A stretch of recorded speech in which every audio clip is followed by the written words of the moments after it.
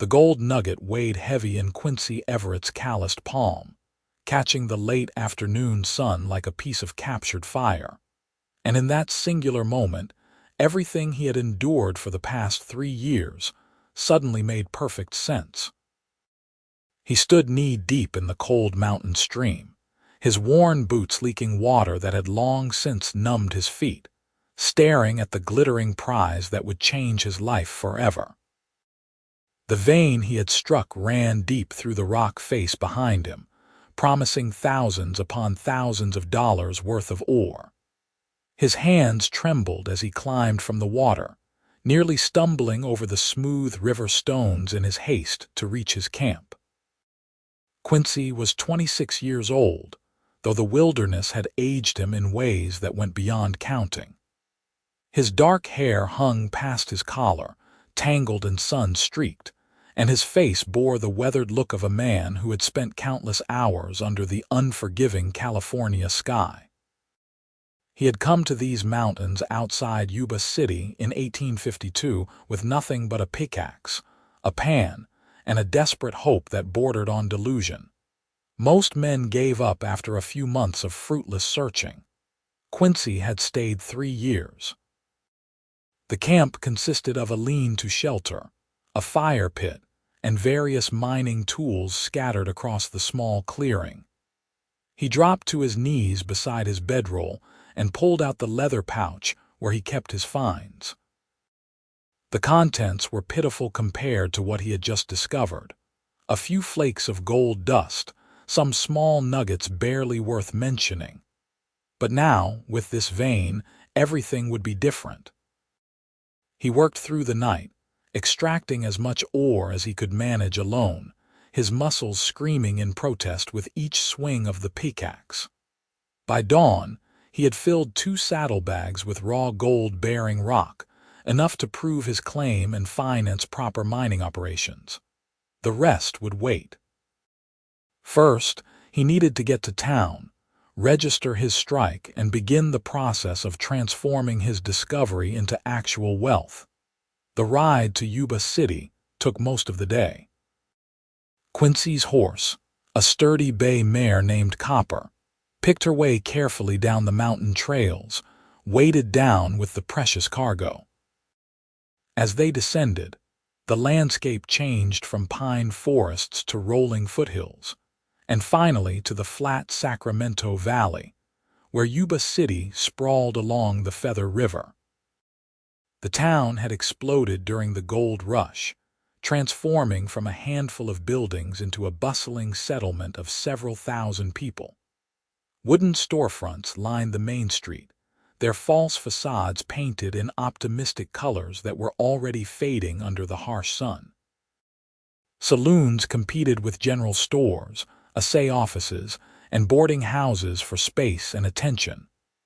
Men crowded the wooden sidewalks, their voices creating a constant hum of commerce and ambition. Quincy rode straight to the assay office, his heart pounding so hard he could hear it over the street noise. The assayer, a precise man named Henderson with spectacles perched on his narrow nose, examined the ore samples with practiced efficiency. "Where did you find this?" Henderson asked, his voice carefully neutral, though his eyes betrayed his interest.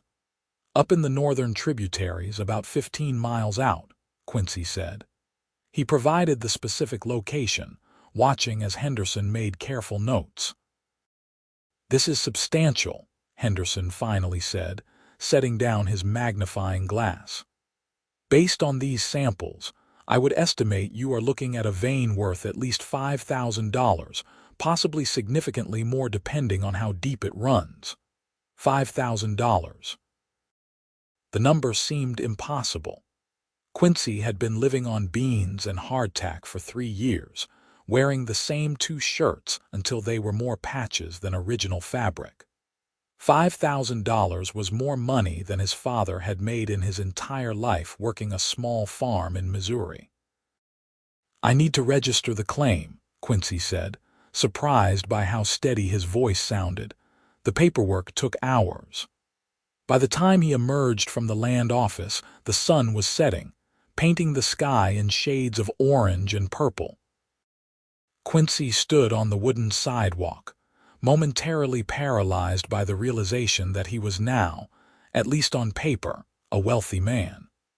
Or would be, once he extracted and sold the gold. His stomach growled, reminding him that he had not eaten since the previous day. The nearest restaurant was a modest establishment called the Golden Plate, run by a Chinese family who served both traditional dishes and American fare. Quincy pushed through the door, suddenly conscious of how filthy he was. 3 years of mountain living showed in every aspect of his appearance. But the proprietor, Mr. Chen, greeted him without judgment, seating him at a small table near the window. Quincy ordered steak and potatoes, coffee and apple pie, indulging in what felt like unimaginable luxury. As he ate, he watched the town moving through its evening routines. Workers headed home or to the saloons. Shopkeepers closed their doors. Respectable women hurried along the sidewalks, heading toward homes and boarding houses before full dark fell. That was when he first saw her. She walked alone, which was unusual enough to draw attention. Most women in Yuba City traveled in pairs or groups, especially at dusk. But this woman moved with quiet purpose, her dark blue dress simple but well made, her brown hair pulled back in a neat bun. She carried a basket over one arm and kept her eyes straight ahead, acknowledging no one. There was something about her that caught Quincy's attention and held it. Perhaps it was the self-contained way she moved, as though she existed in a separate sphere from the chaos around her. Or perhaps it was simply that after 3 years of solitude, any woman would have seemed like a vision. Whatever the reason, he found himself watching until she disappeared around a corner. "That is Miss Willa Larson," Mr. Chen said, following Quincy's gaze. "She works as a seamstress, very quiet lady, keeps to herself mostly." Quincy nodded, filing away the information without fully understanding why it mattered. He finished his meal, paid, and went to find a room for the night. The hotel he chose was nothing fancy, but the bed was soft and the sheets were clean. And for the first time in years, Quincy slept without the sound of wind in the pines or the distant howl of coyotes. The next 2 weeks passed in a blur of activity. Quincy hired a crew of experienced miners, purchased proper equipment, and established a legitimate mining operation at his claim site. He made trips back and forth to Yuba City, managing the business aspects while his crew worked the vein. The gold proved even richer than the initial estimates. By the end of the second week, Henderson confirmed that Quincy was looking at a strike worth at least $10,000, possibly more. During these trips to town, Quincy found himself watching for Willa Larson. He saw her occasionally, always moving with that same quiet purpose. She would emerge from her seamstress shop on 2nd Street, or he would catch a glimpse of her entering the general store. Once he saw her at church on Sunday, sitting alone in a back pew, her hands folded in her lap, her attention focused entirely on the sermon.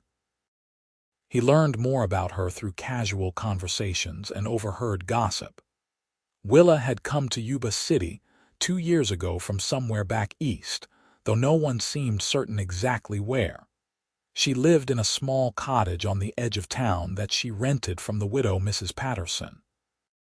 She was an excellent seamstress, fast and precise, and her prices were fair. She spoke when spoken to but never initiated conversations.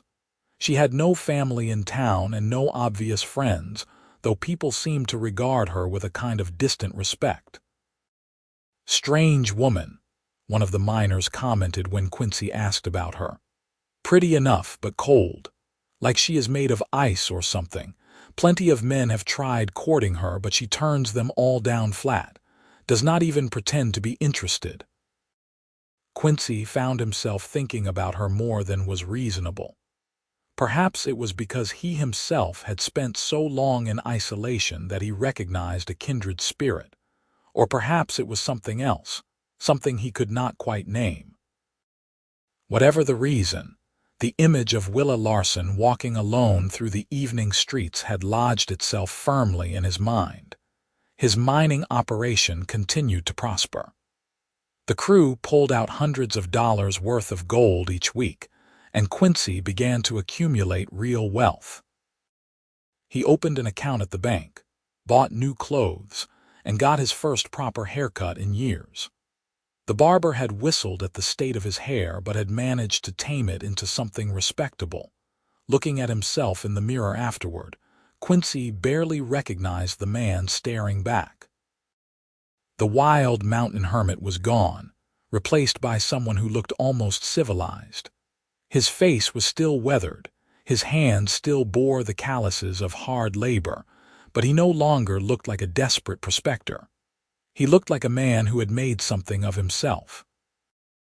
That evening there was a dance at the town hall. Quincy had seen the notices posted around town for days. It was a monthly event, one of the few respectable social gatherings in Yuba City. He had never attended before, had never had reason to. But now, standing in his new clothes with money in his pocket and a successful mine to his name, he found himself considering it. The real reason, if he was honest with himself, was the possibility that Willa Larson might be there. He arrived at the town hall just after 7. The building was lit from within by dozens of lanterns, and music spilled out into the warm evening air. A local band consisting of a fiddle, a guitar, and a man with a harmonica provided energetic tunes while couples spun across the floor. The scene was lively and cheerful, full of laughter and conversation. Quincy stood near the entrance, suddenly feeling out of place despite his new clothes. He knew how to work a mining claim, how to survive in the wilderness, how to manage a crew of rough men. But social events like this were foreign territory. He had grown up on a farm where entertainment consisted of church socials and the occasional barn dance. This felt different, more formal somehow, despite the rustic setting. He was about to leave when he saw her. Willa stood against the far wall, partially hidden in the shadows beyond the lantern light. She wore a dress of deep green that brought out the color of her eyes, and her hair was arranged in a more elaborate style than usual, with small curls framing her face. But despite her fine appearance, she stood alone, watching the dancers with an expression that Quincy could not quite read. Several other women stood in small clusters around the room, talking and laughing together. Willa was the only one completely by herself. As Quincy watched, a man approached her, clearly asking for a dance. Willa shook her head, her expression polite but firm. The man persisted for a moment, but Willa's body language was unmistakable. He eventually retreated, and Willa returned her attention to the dancers. Quincy found himself moving toward her before he had consciously decided to do so. His heart hammered in his chest, and his palms were sweating. This was ridiculous. He had faced down claim jumpers and survived winters in the mountains. Why should asking a woman to dance reduce him to a nervous wreck? But as he approached, Willa's eyes met his, and for a moment he forgot how to breathe. Up close, she was even more striking than he had realized. Her features were delicate but not fragile, her green eyes clear and intelligent. There was a wariness in her expression, a guardedness that suggested she had learned to keep people at a distance. "Miss Larson," he said, his voice rougher than intended. "My name is Quincy Everett. I was wondering if you might care to dance." Willa studied him for a long moment, her expression unreadable. Quincy braced himself for rejection. Every instinct told him that she would refuse, just as she had refused the other man. But then, something shifted in her eyes. Perhaps it was recognition, perhaps simple curiosity. She opened her mouth, closed it, and then finally said, "I am not much of a dancer, Mr. Everett." It was not a refusal. Quincy seized on that small opening. "Neither am I, to be honest, but the music is nice and it seems a shame to waste it." The corner of Willa's mouth twitched, almost but not quite a smile. "You are the miner," she said. It was not a question. "The one who struck it rich up in the mountains." "News travels fast," Quincy said. "It is a small town, Mr. Everett. Everyone knows everyone else's business, whether they want to or not." "And do you want to know everyone else's business?" Willa's expression remained neutral, but there was something in her eyes that might have been amusement. "I prefer to mind my own, generally. But one cannot help hearing things." Quincy took a small risk. "And what have you heard about me?" "That you spent 3 years alone in the mountains searching for gold, that you were considered either remarkably dedicated or slightly mad, depending on who is telling the story. That you have now found a vein worth thousands and are officially one of Yuba City's success stories." She paused, then added, "And that you are new enough to wealth that you still look uncomfortable in those new clothes." Quincy glanced down at himself and felt heat rise in his face. "Is it that obvious?" "Only to someone who is paying attention," Willa said softly. The moment stretched between them, and Quincy realized he was still holding out his hand, waiting for her answer about the dance. Before he could withdraw it, Willa placed her hand in his. Her fingers were cool and steady, and the simple contact sent a jolt through Quincy's entire body. He led her onto the floor, acutely aware of every point where their bodies touched. Her hand in his other hand resting lightly on her waist, the careful distance she maintained between them. The fiddle started a new tune, something slower and more melodic than the previous songs. Quincy had not been lying when he said he was not much of a dancer. He knew the basic steps from those long-ago barn dances, but his movements were stiff and uncertain. Willa, despite her earlier claim, moved with natural grace.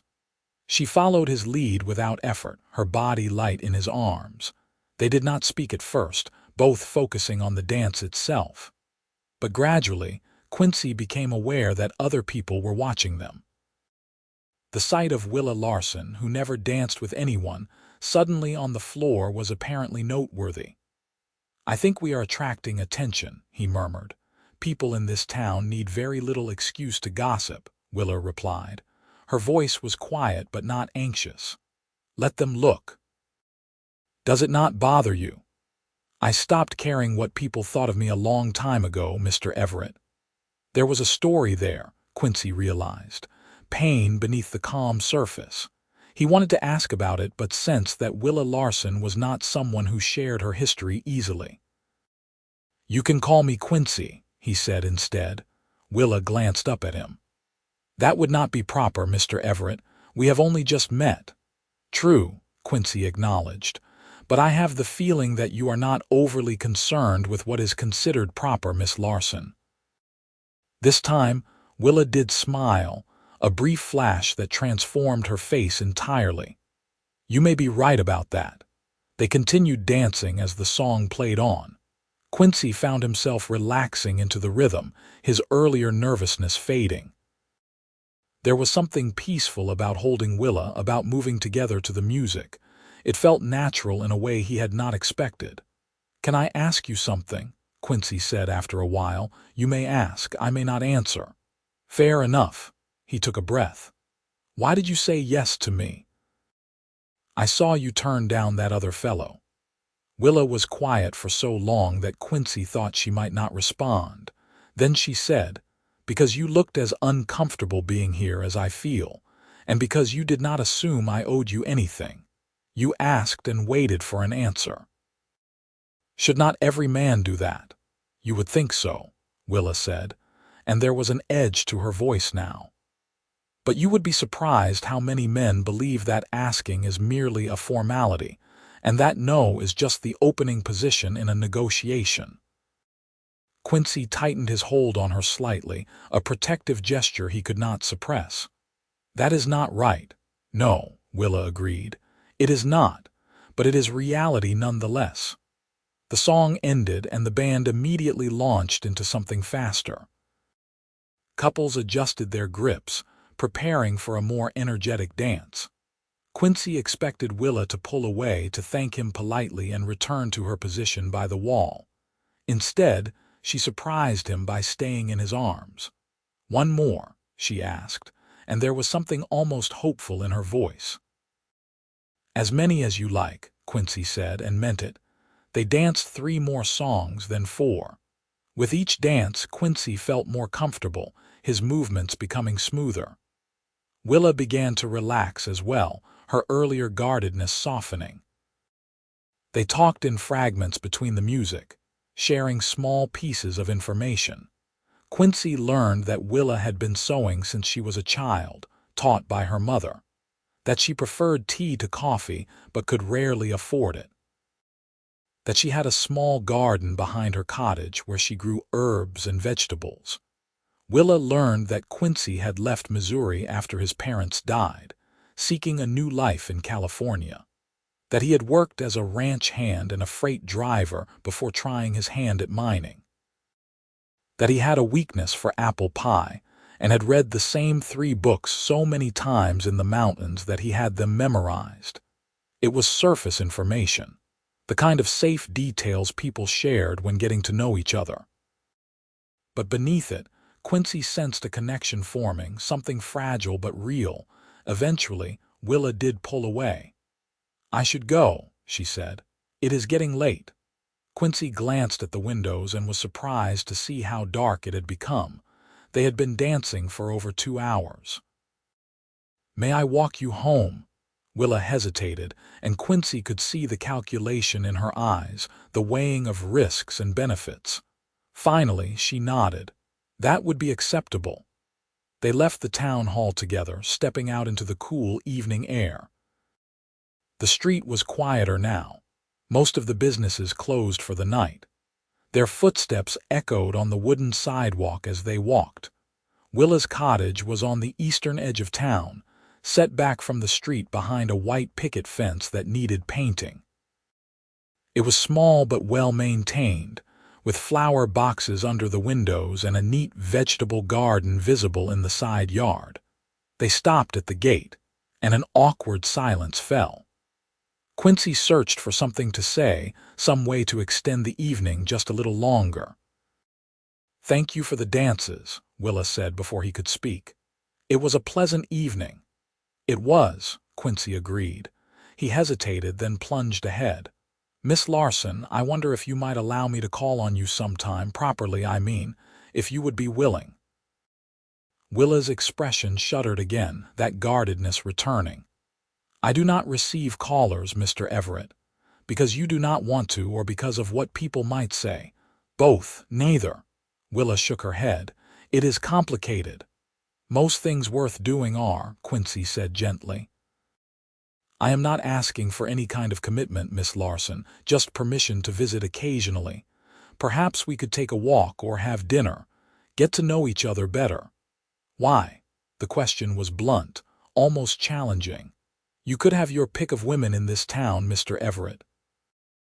Young, wealthy men are in short supply. Why pursue someone like me?" "Someone like you," Quincy repeated. "You mean someone intelligent, self-sufficient, and interesting." "Yes, that is exactly the kind of woman I would want to spend time with." Willa stared at him, her eyes searching his face for signs of mockery or deception. Whatever she saw there must have satisfied her, because some of the tension left her shoulders. "One visit," she finally said. "Sunday afternoon after church, we can take a walk along the river." "But I make no promises beyond that, Mr. Everett."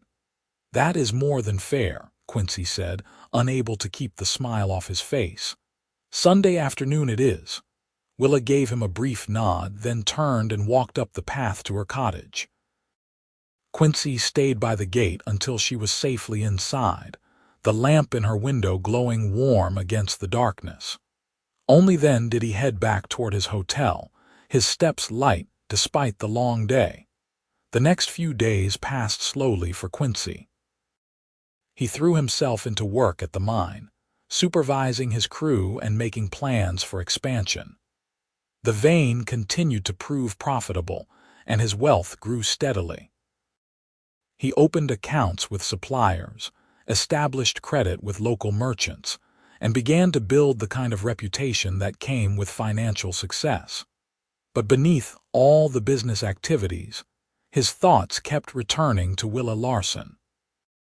He found himself wondering about her constantly, trying to piece together the puzzle of who she was and what had made her so cautious.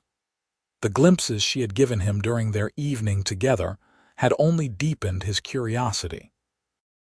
On Saturday, Quincy went to the general store to stock up on supplies for the mine. Mrs. Hodges, who ran the store with her husband, was a cheerful woman with a gift for gossip. "Heard you danced with Willa Larson at the social," she said as she wrapped his purchases. "Quite the talk of the town, that was." "Is that so?" Quincy kept his voice neutral. "Indeed it is. That girl never socializes with anyone, you know. Keeps herself locked away like she has got something to hide." Mrs. Hodges leaned forward conspiratorially. "Some folks say she must have a dark past.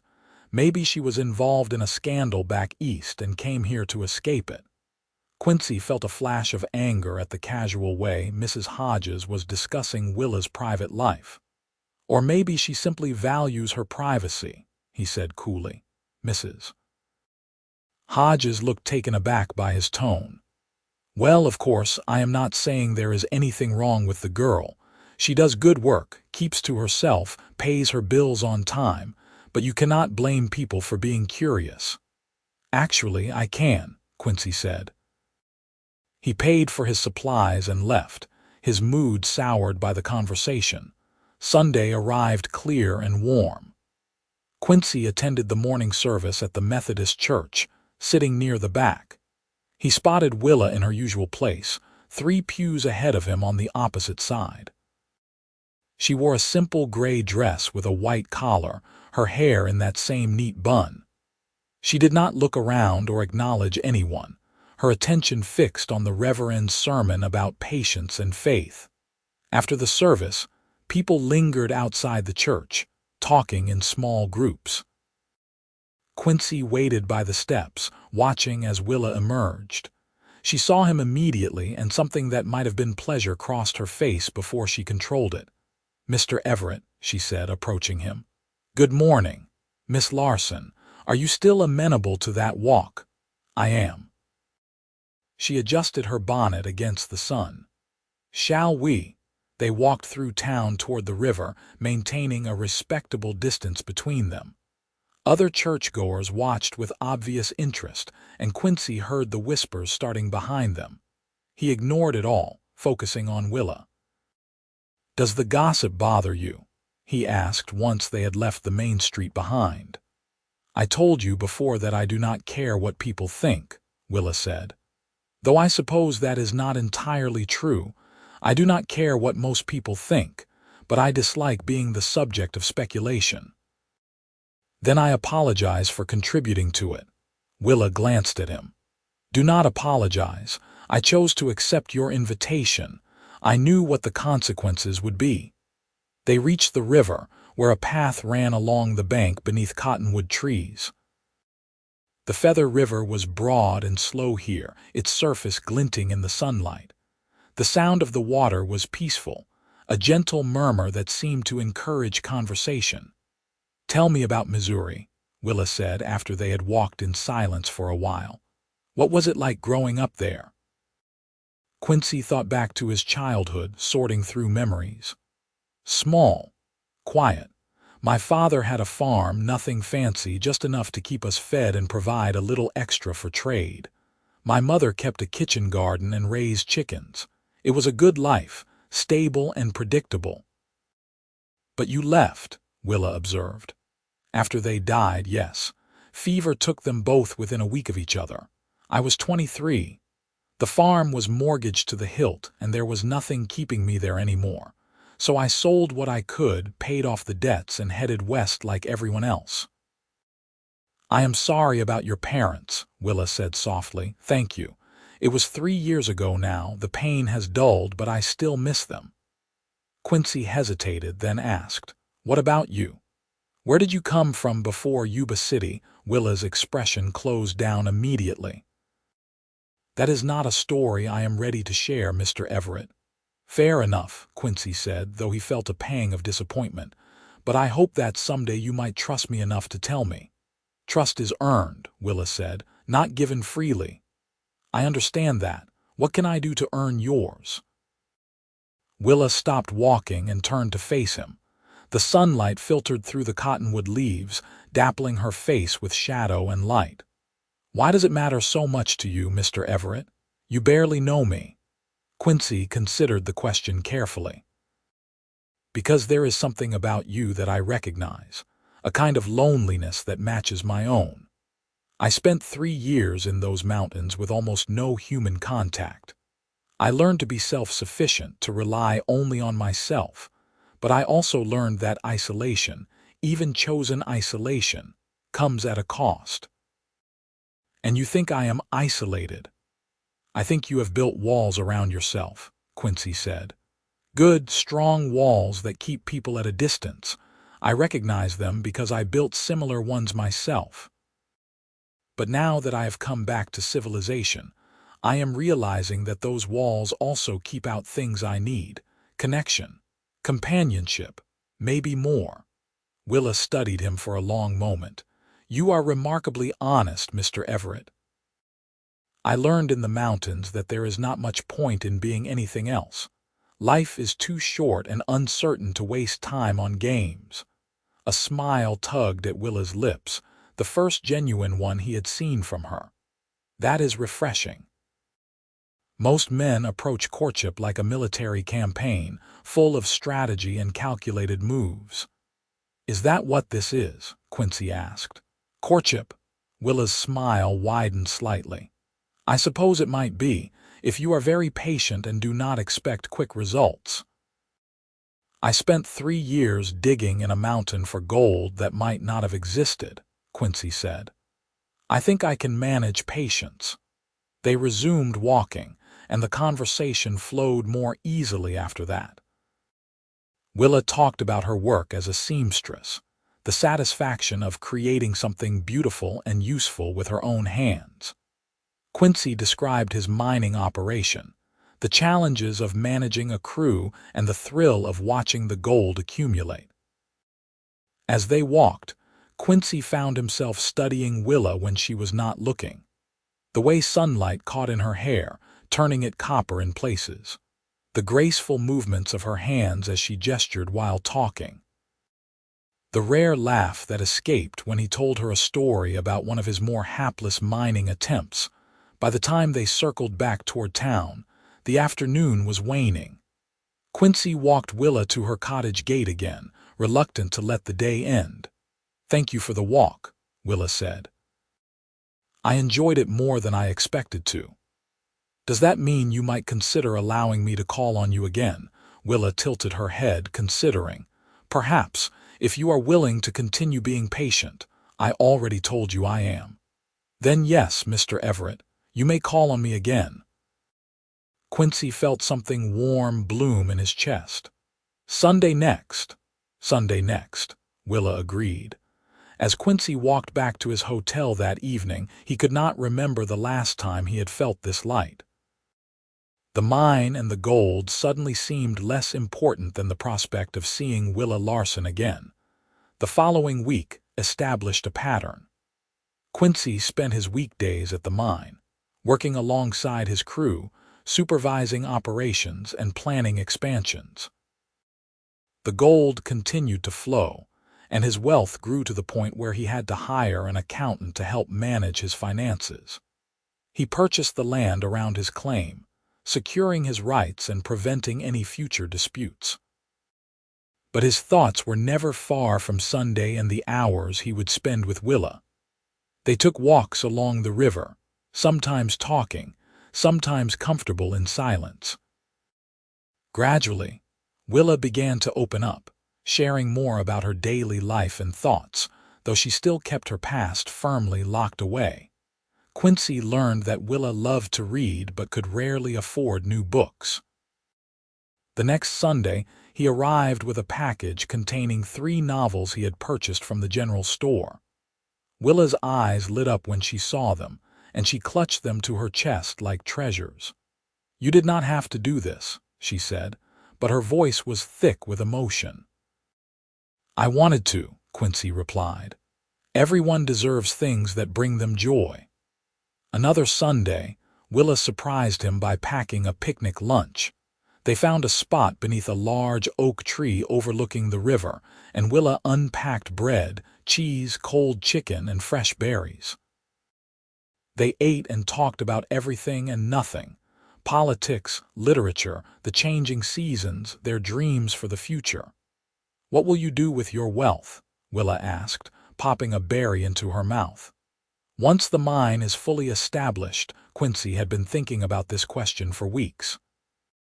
"I want to build something permanent, not just accumulate money but create something that lasts. Maybe a ranch or a business that employs people, something that contributes to the community." "That is admirable," Willa said. "Most men in your position would be content to simply enjoy their good fortune." "Enjoying it is part of the plan," Quincy said with a grin. "But I have learned that work gives life meaning. I do not want to become idle." "And is there room in these plans for other things?" Willa asked carefully. "A family, perhaps." Quincy looked at her directly. "That depends on whether I can convince a certain seamstress that I am worth taking a chance on." Willa blushed, a rare show of vulnerability. "You are very direct, Mr. Everett. I thought we established that I do not believe in games." "We did." Willa set down her plate and turned to face him more fully. "Quincy, there are things about me that you do not know, things that might change your opinion of me if you knew them." "Then tell me," Quincy said gently.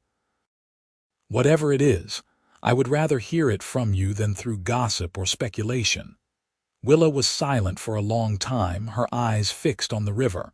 When she finally spoke, her voice was quiet but steady. "I was married before," she said, "back in Ohio. His name was Robert, and I thought I loved him. We were married when I was 18, and for the first few months everything seemed fine. But then things changed." She paused, and Quincy waited, giving her time to find the words. "Robert had a temper," Willa continued. "He did not like it when I spoke my mind or when I did anything without his permission. At first, it was just sharp words and criticism, but it escalated. He would grab my arms hard enough to leave bruises. He would push me against walls. Once, he hit me hard enough that I could not hear properly out of my left ear for a week." Quincy felt fury building in his chest, but he kept his expression calm, not wanting to interrupt Willa's story. "I stayed for 2 years," Willa said. "I kept thinking he would change, that if I just tried harder to be a good wife, things would improve. But they only got worse. Finally, after he hurt me badly enough that I thought I might die, I ran. I took what little money I had saved and left in the middle of the night while he was passed out drunk." "You came to California," Quincy said. "Eventually. I worked my way west, taking jobs as a seamstress in various towns, never staying long in case Robert was looking for me. I reached Yuba City 2 years ago and decided to settle here. It seemed far enough away to be safe." "Is he still looking for you?" Quincy asked, his voice tight. "I do not know," Willa admitted. "I have heard nothing from him or anyone in Ohio. But I live with the fear that someday he might appear. That is why I keep to myself, why I am so careful. If Robert ever found me, I do not know what he would do." Quincy reached out slowly, giving Willa time to pull away if she wanted. When she did not, he took her hand in his. "Thank you for trusting me with this. I know it could not have been easy to share." "It was not," Willa said. but I realize that if we are to continue spending time together, you deserve to know the truth. I understand if this changes things for you." "The only thing it changes is my respect for you," Quincy said firmly. "You survived something terrible and built a new life for yourself. That takes remarkable strength. And as for your former husband, if he ever does appear, he will have to go through me to get to you." Tears spilled down Willa's cheeks, and she made no move to wipe them away. "You cannot promise that." "Yes, I can," Quincy said. "And I do." Willa squeezed his hand tightly.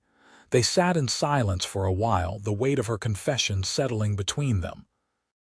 But it felt like a barrier had been removed, a wall that had kept them at a distance. When they finally packed up the picnic and headed back to town, Quincy felt closer to Willa than ever before. The weeks turned into months. Summer faded into autumn, and the trees along the river transformed into brilliant shades of gold and red. Quincy's mind continued to prosper beyond his wildest expectations. By October, he had extracted over $15,000 worth of gold, and the vein showed no signs of running out.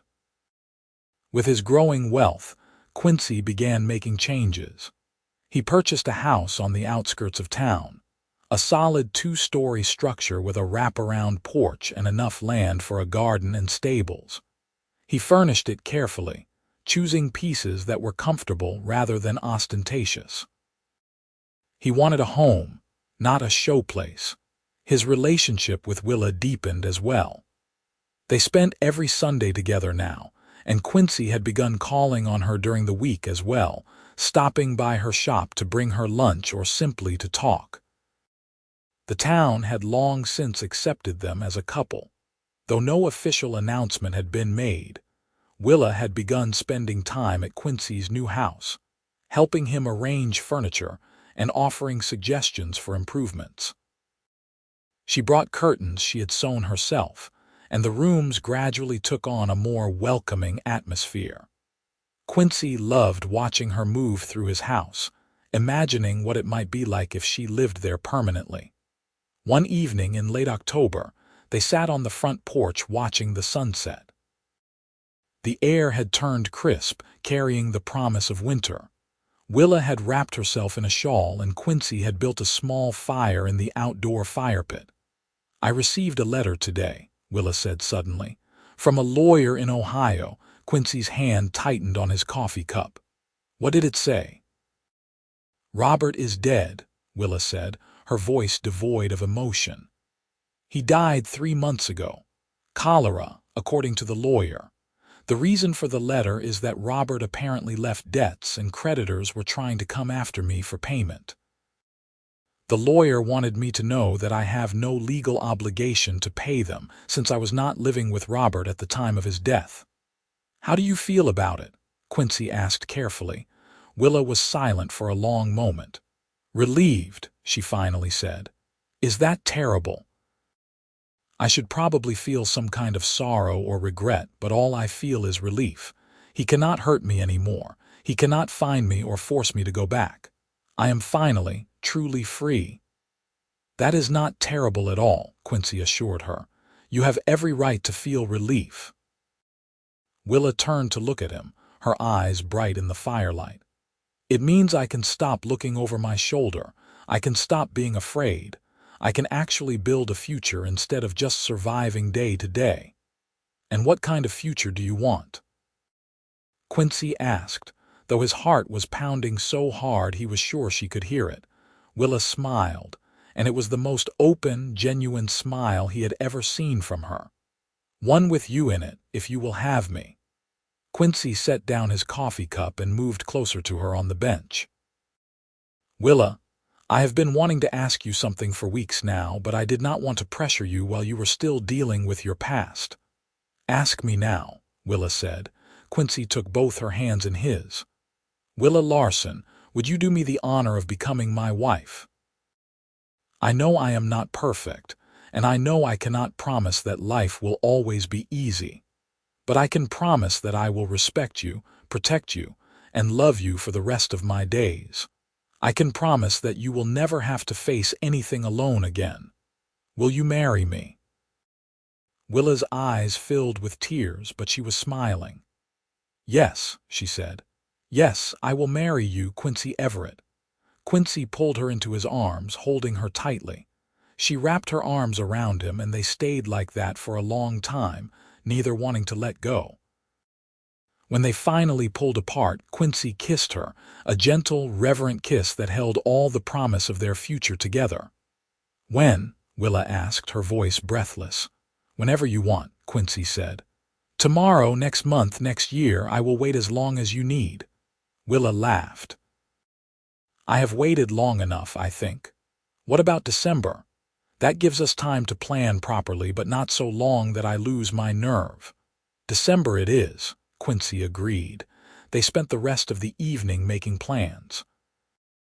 They would have a small ceremony at the Methodist church, followed by a reception at Quincy's house.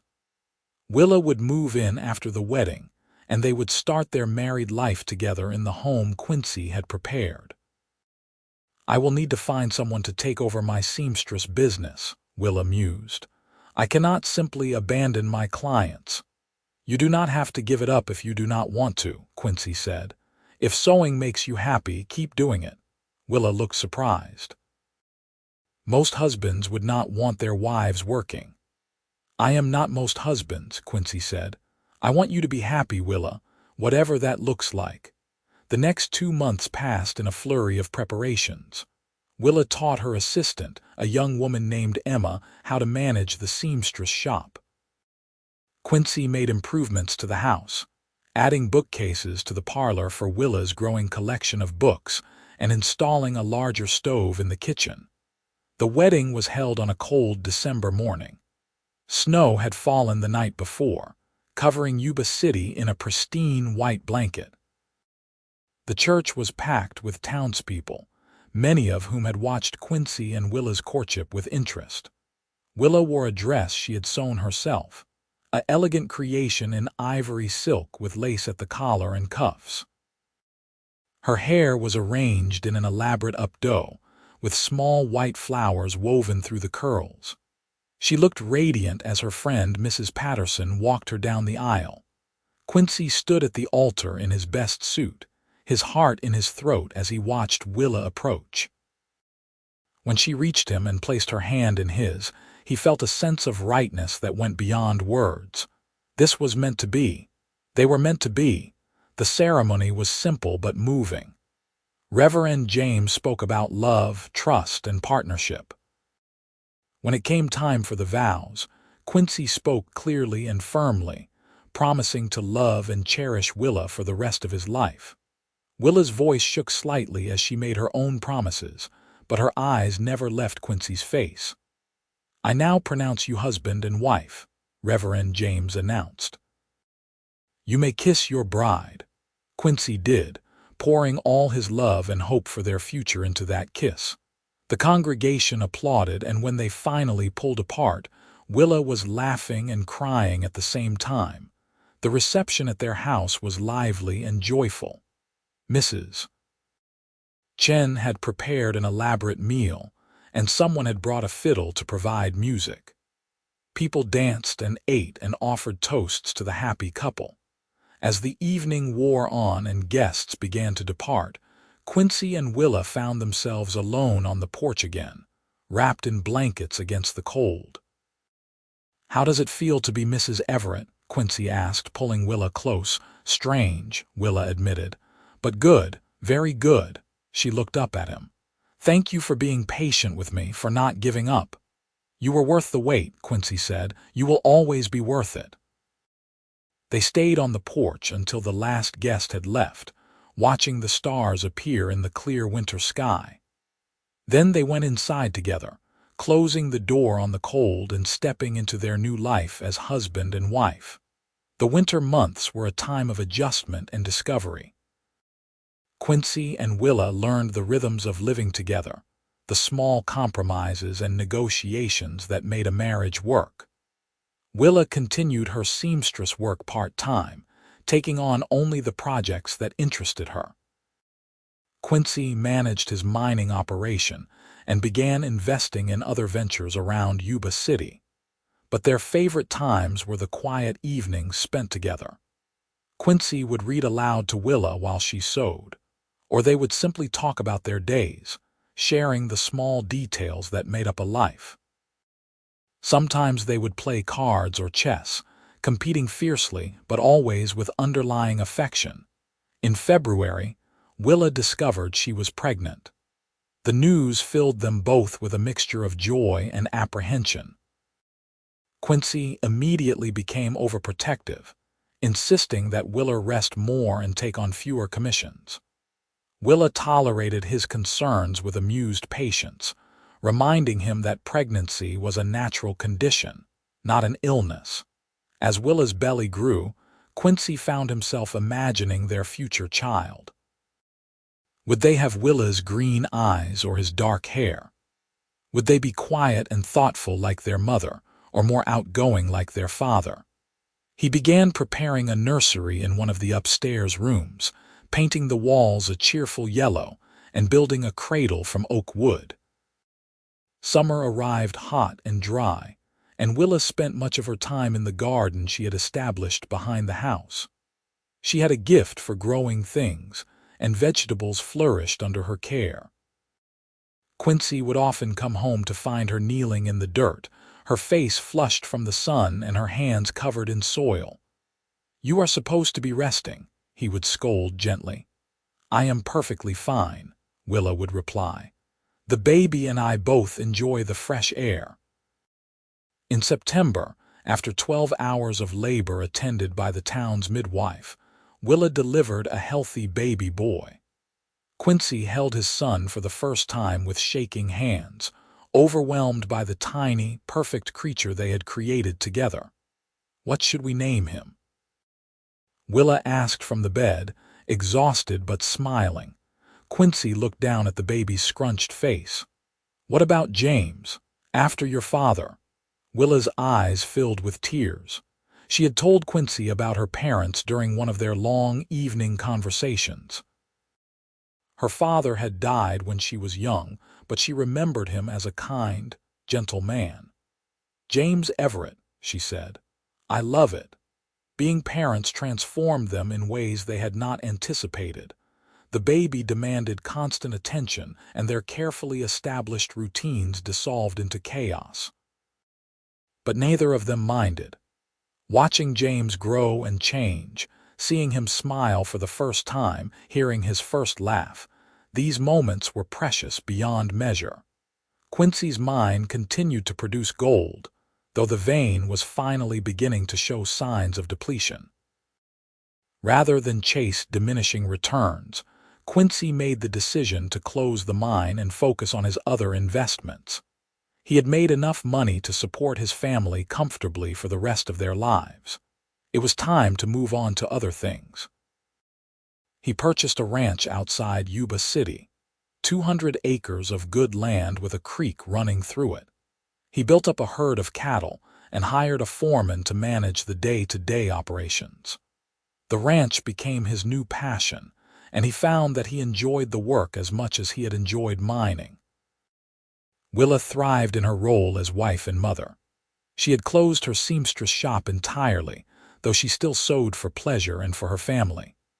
She transformed their house into a true home, warm and welcoming, filled with laughter and love. Young James grew into a lively, curious child. By his second birthday, he was walking and talking, getting into everything with the fearless enthusiasm of the very young. Quincy loved coming home to find his son racing across the yard to greet him, shouting "Papa" at the top of his lungs. In the spring of 1857, Willa announced that she was pregnant again. This time, she knew what to expect, and the pregnancy was easier. In November, she delivered a daughter they named Rose, a tiny, delicate baby with Willa's green eyes and a surprisingly strong will. Life settled into a comfortable pattern. The ranch prospered, providing steady income and plenty of work to keep Quincy occupied. Willa managed the household with quiet efficiency, raising their children and maintaining the connections with the community that Quincy sometimes neglected in his focus on work. James and Rose grew quickly, as children do. James developed his father's love of the outdoors and could often be found following the ranch hands around, asking endless questions about cattle and horses. Rose inherited her mother's quieter nature, but also her determination. When Rose decided she wanted something, she pursued it with single-minded focus. On quiet evenings after the children were in bed, Quincy and Willa would sit together on the porch as they had done so many times before. They would talk about their days, make plans for the future, and simply enjoy being together. "You ever think about where we might be if you had not asked me to dance that night?" Willa asked one evening. Quincy considered the question. "You would probably still be a seamstress, living quietly in your cottage, and I would be a wealthy but lonely man, wondering why success felt so empty." "I am glad you were brave enough to ask," Willa said, leaning against his shoulder. "I am glad you were brave enough to say yes," Quincy replied. "Bravest thing either of us ever did, probably. Braver than spending 3 years alone in the mountains." "Much braver," Quincy said seriously. "It is easy to be alone, taking a chance on another person, opening yourself up to the possibility of hurt. That takes real courage." Willa tilted her face up to kiss him. "We were both very courageous then." As the years passed, Yuba City continued to grow and change. The wildest days of the gold rush were over, but the town had established itself as a permanent fixture. More families arrived, building homes and businesses. Schools opened, and the rough edges of frontier life gradually smoothed out. The Everett family became an established part of the community. Quincy served on the town council and contributed to various civic improvements. Willa helped organize a lending library and taught sewing classes to young women. They hosted dinners and attended social functions, but their favorite times remained the quiet moments at home with their family. In 1860, Willa became pregnant for a third time. At 32, she felt the pregnancy more than she had the previous two, but she remained healthy and active throughout. In early 1861, just as the nation was tearing itself apart over the question of slavery and secession, Willa delivered their third child, another boy they named Thomas. The Civil War cast a shadow over the next 4 years, though California's distance from the main theaters of conflict meant the fighting never reached them directly. Quincy and Willa watched the news from back east with horror and sadness. Many young men from Yuba City went off to fight, and not all of them returned. But life went on. The children grew and learned and explored their world. James, now 10 years old, had become an accomplished horseman and spent much of his time working alongside the ranch hands. Rose, at 8, showed a gift for music and begged her parents for piano lessons. Thomas, just a toddler, followed his older siblings everywhere with devoted determination. The war finally ended in the spring of 1865. Yuba City held a celebration, and people gathered in the streets to give thanks that the terrible conflict was over. Quincy held Willa close as they watched the festivities, grateful that their family had been spared the worst of the war's impact. That summer, Quincy surprised Willa with a trip. He arranged for the children to stay with friends and took his wife on a journey to San Francisco. They spent a week exploring the growing city, eating in restaurants, attending the theater, and enjoying time alone together. On their last evening, they walked along the waterfront, watching ships come and go from the harbor. "Do you ever regret it?" Quincy asked. "Marrying me, leaving your independence behind?" Willa looked at him in surprise. "Where is this coming from?" "I just want to make sure you are happy," Quincy said. That you do not feel like you gave up too much. Willa stopped walking and turned to face him. Quincy Everett, I have never regretted a single day of our marriage. You gave me something I never thought I would have again, the ability to trust, to love without fear. You gave me a family and a home and a life filled with joy. How could I possibly regret that? I just want you to know that I appreciate you, Quincy said. Everything you do, everything you are. I do not think I tell you often enough. You show me every day, Willa said, kissing him. That is more than enough. They returned to Yuba City refreshed and reconnected. The years continued to pass, each one bringing new challenges and joys. The children grew into young adults with their own dreams and ambitions. James eventually took over management of the ranch, showing a natural talent for the work. Rose married a teacher and moved to Sacramento, where she continued her musical studies. Thomas, the youngest, surprised everyone by developing an interest in law and left for San Francisco to study with an established firm. Quincy and Willa found themselves alone again, their children grown and building their own lives. But the house did not feel empty. It held decades of memories, and they filled their days with new projects and pursuits. Quincy, now in his early 50s, had slowed down slightly, though he remained active on the ranch. He had earned the respect of the entire community through his hard work and fair dealing. Young miners and businessmen sought his advice, and he was generous with both his time and his experience. Willa had gray streaking through her brown hair now, and lines had formed around her eyes from years of smiling. She had never regained the guarded, frightened look she had worn when Quincy first met her. Instead, she radiated contentment and peace, secure in the life they had built together. On their 20th wedding anniversary, their children organized a celebration at the ranch. Friends and neighbors came from all over the region to honor the couple. There were speeches and toasts, food and music, and general merriment that lasted well into the evening. When the party finally ended and the last guests had departed, Quincy and Willa found themselves once again on their porch, sitting in the same spot where Quincy had proposed all those years ago.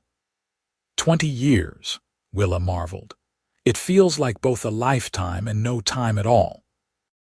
Best 20 years of my life, Quincy said, pulling her close, and I hope we have at least 20 more ahead of us.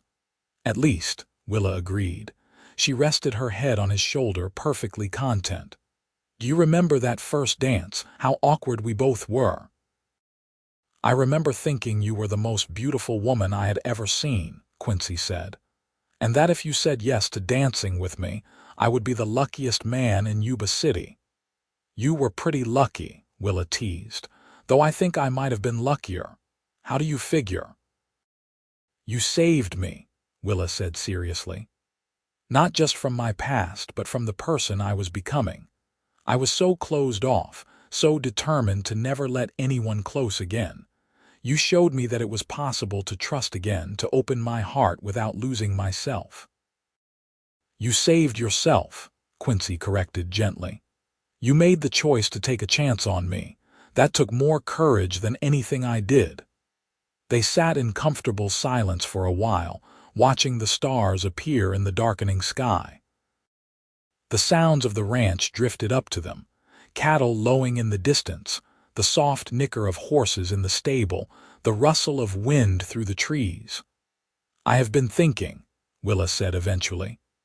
Now that the children are grown and we have more time, perhaps we should travel more. There is so much of the world I have never seen. Where would you want to go? Quincy asked, intrigued by the idea. Everywhere, Willa said, her eyes bright with excitement. I want to see the ocean, the real ocean, not just the bay in San Francisco. I want to visit the big cities back east, see the museums and libraries. Maybe even travel to Europe someday if we are very adventurous. Then we will do it, Quincy decided. We have worked hard all our lives. We have raised good children and built a successful business. It is time we enjoyed the fruits of our labor." Over the next few years, they did exactly that. They traveled to Los Angeles and saw the Pacific Ocean stretching endlessly to the horizon. They visited New York City and marveled at the tall buildings and crowded streets. They spent a month in Boston, exploring the historical sites and attending concerts and plays. Each trip was an adventure, but they always returned to Yuba City with relief and gladness. Home was where they belonged, where their roots ran deep, where their history lived in every room of their house and every corner of their ranch. By their 30th anniversary, they had become grandparents multiple times over. James and his wife had 3 children. Rose had 2. Thomas had recently married, and his wife was expecting their first child.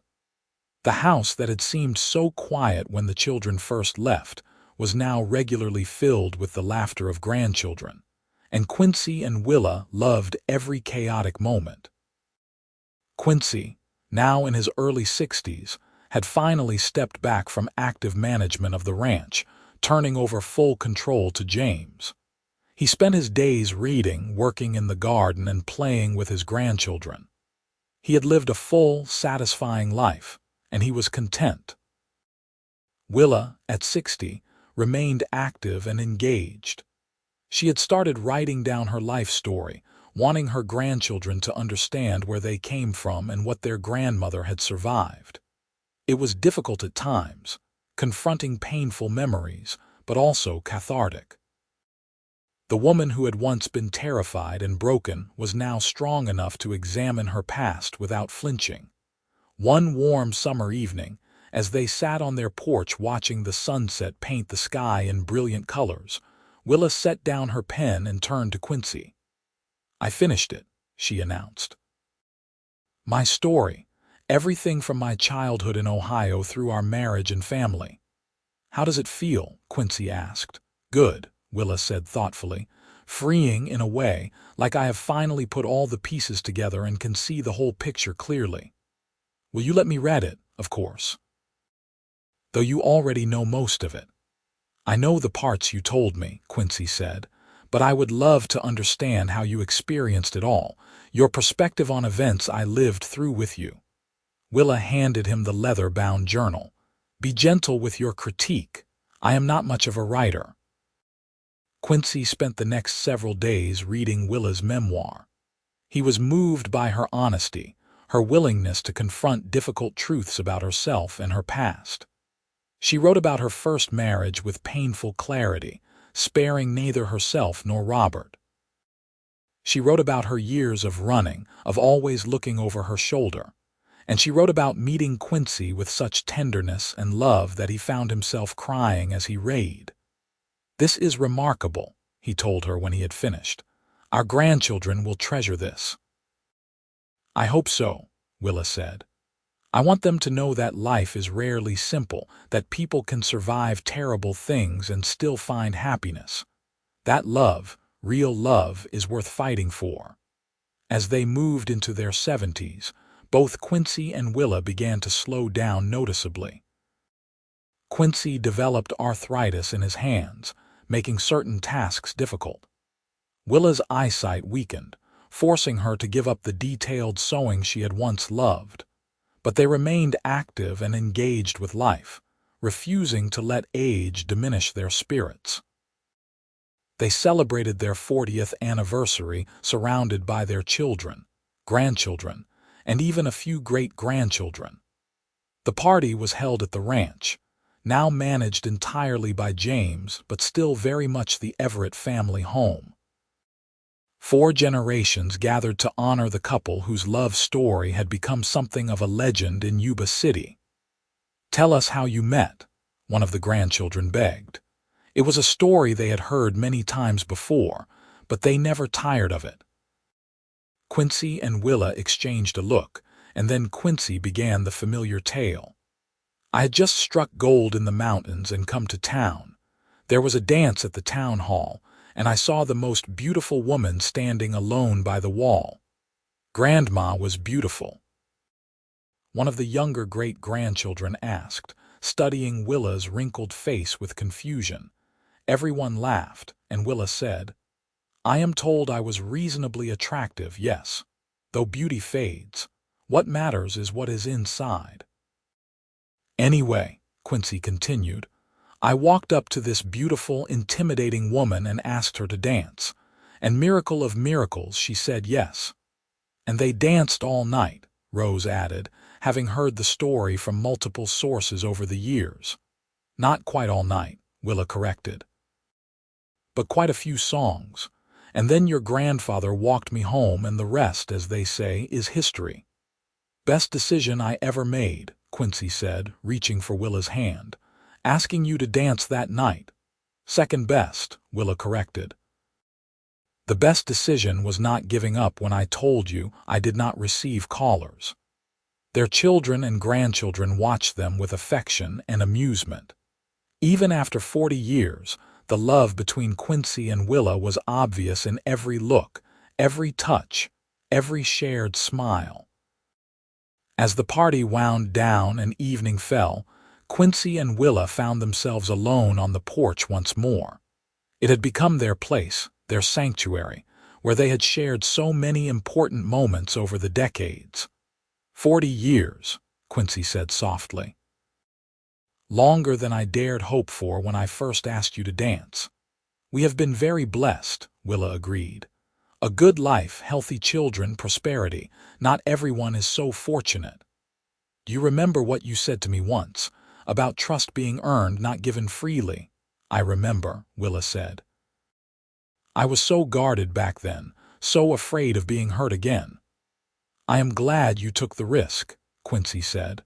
"I am glad we both did."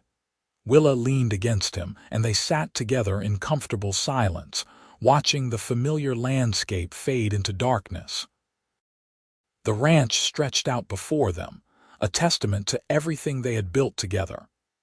In the distance, lights glowed in the windows of the main house where James and his family lived. Closer by, they could hear their grandchildren playing one last game before bed. "This is what happiness looks like," Willa murmured. "Not just the big moments, but these quiet times, sitting with the person you love, surrounded by the life you built together." "I could not agree more," Quincy said. They remained on the porch long after the sounds of children had faded, unwilling to break the spell of the peaceful evening. Finally, as the night grew cool, they rose and went inside together, hand in hand, just as they had done thousands of times before. The years continued to pass, as they always do. Quincy and Willa entered their 80s, their bodies growing more frail but their spirits remaining strong. They had lived to see Yuba City transform from a rough gold rush town into an established community with schools, churches, and all the trappings of civilization. They had watched their children build successful lives and their grandchildren begin families of their own. In the spring of 1892, Quincy fell ill with pneumonia. Despite the best efforts of doctors and the devoted care of his family, he did not recover. He died peacefully in his sleep one warm April morning, with Willa holding his hand. The funeral was attended by hundreds of people. Quincy had been a pillar of the community for over 40 years, and his loss was keenly felt. People spoke of his integrity, his generosity, his devotion to his family and his town. But the most moving tribute came from Willa herself. Standing at the church podium, leaning heavily on a cane, she looked out at the assembled mourners and said, "Quincy Everett was the best man I ever knew. He showed me that it was possible to trust again after betrayal, to love again after pain. He gave me 45 years of happiness and partnership. He was my husband, my best friend, my anchor. And while my heart is breaking at his loss, I am also grateful beyond measure for every day we had together. He lived a good life and he was loved. What more could anyone ask?" Willa lived for 3 more years after Quincy's death. They were quiet years, spent mostly at home surrounded by family. She missed Quincy terribly, but she did not waste her remaining time in grief. Instead, she focused on the blessings she still had: her children, her grandchildren, her great-grandchildren. She updated her memoir, adding the final chapters about their last years together. She made sure her affairs were in order and her wishes clearly documented. On a cool autumn morning in 1895, Willa passed away in her sleep. She was 87 years old and had lived a full, rich life.